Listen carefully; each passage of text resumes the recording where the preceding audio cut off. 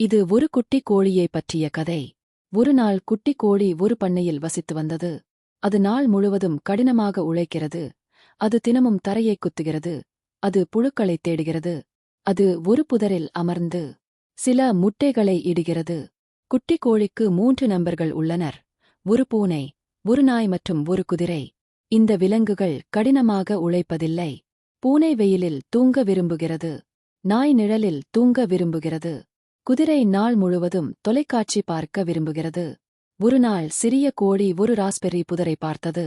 ஆஹா, அருமை, அருமை! நாம் ஒரு ராஸ்பெர்ரி கேக் செய்யலாம் என்று கத்தியது. குட்டி கோழி தனது நண்பர்களிடம் சொல்ல ஓடியது. நண்பர்களே, அங்கு ராஸ்பெர்ரிகள் உள்ளன. நாம் ஒரு ராஸ்பெர்ரி கேக் செய்யலாம். நாய்க்கு எச்சில் ஊறுகிறது. பூனை தன் உதடுகளை நக்குகிறது. குதிரை தன் வாலை அசைக்கிறது. என்ன ஒரு அருமையான யோசனை! அதனால் ராஸ்பெர்ரிகளை எடுக்க எனக்கு யார் உதவ விரும்புறீங்க என்று அந்த குட்டி சிவப்பு கோழி கேட்டது. நான் இல்லை, மிகவும் பிஸியாக இருக்கிறேன் என்று நாய் கூறியது.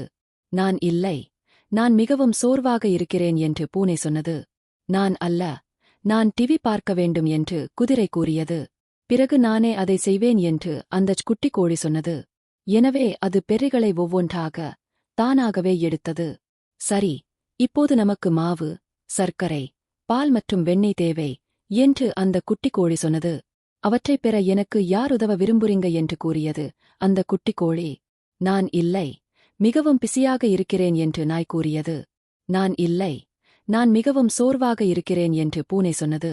நான் அல்ல, நான் டிவி பார்க்க வேண்டும் என்று குதிரை கூறியது. பிறகு நானே அதை செய்வேன் என்று அந்தச் குட்டி கோழி சொன்னது. அவள் சரக்கு அறைக்குச் சென்று மாவு மற்றும் சர்க்கரையை பெறுகிறாள். அந்த குட்டி கோழி குளிர்சாதன பெட்டிக்குச் சென்று வெண்ணெயையும் பாலையும் எடுத்தது.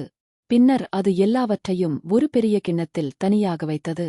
கேக் மாவை கலக்க எனக்கு யார் உதவ விரும்புறீங்க என்று குட்டி கோழி கேட்டது. நான் இல்லை, மிகவும் பிஸியாக இருக்கிறேன் என்று நாய் கூறியது. நான் இல்லை, நான் மிகவும் சோர்வாக இருக்கிறேன் என்று பூனை சொன்னது. நான் அல்ல, நான் டிவி பார்க்க வேண்டும் என்று குதிரை கூறியது.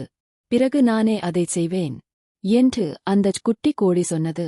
மாவு மென்மையாகவும் பதமாக இருக்கும் வரை அந்த குட்டி கோழி கிளறியது. பின்னர் அந்த கோழி ராஸ்பெர்ரி மாவை மெதுவாக கிளறியது. அது மாவை ஒரு கேக் கிண்ணத்தில் ஊற்றியது. பிறகு அதை அடுப்பில் வைத்தது. விரைவில் சமையலறையிலிருந்து அருமையான வாசனை வருகிறது. நாய்க்கு கேக் மணம் வந்தது. பூனைக்கும் வந்தது. குதிரைக்கும் அதன் வாசனை வந்தது. அவர்கள் அனைவரும் சமையலறைக்கு விரைந்து வந்தனர். குட்டி கோழி அடுப்பில் இருந்து கேக்கை எடுக்கிறது. அது கேக்கை ஒரு தட்டில் வைத்து சர்க்கரை தண்ணீர் தெளித்தது அலங்காரம் செய்தது. இந்த கேக்கை சாப்பிட எனக்கு யார் உதவ விரும்புறீங்க என்று அந்த குட்டி கோழி கேட்கிறது. நான் என்று நாய் சொன்னது. நான் என்று பூனை சொல்கிறது. நானே என்று குதிரை சொன்னது. நான் அப்படி நினைக்கவில்லை என்று அந்தச் குட்டி கோழி சொன்னது. இந்த கேக் தயாரிக்க நீங்கள் யாரும் எனக்கு உதவவில்லை. எனவே நீங்கள் யாரும் சாப்பிட எனக்கு உதவ மாட்டீர்கள் என்று சொல்லி கேக்கை கொண்டு ஓடிச் சென்று ஒவ்வொரு கடைசி துண்டையும் அந்த குட்டி கோழியே தின்று தீர்த்தது. கதையின் நீதி: உதவி செய்தால் பலன் கிடைக்கும். நீங்கள் விதைத்த உதவி ஒரு நாள் நிச்சயம் முளைத்து பலன் தரும். பார்த்ததற்கு நன்றி.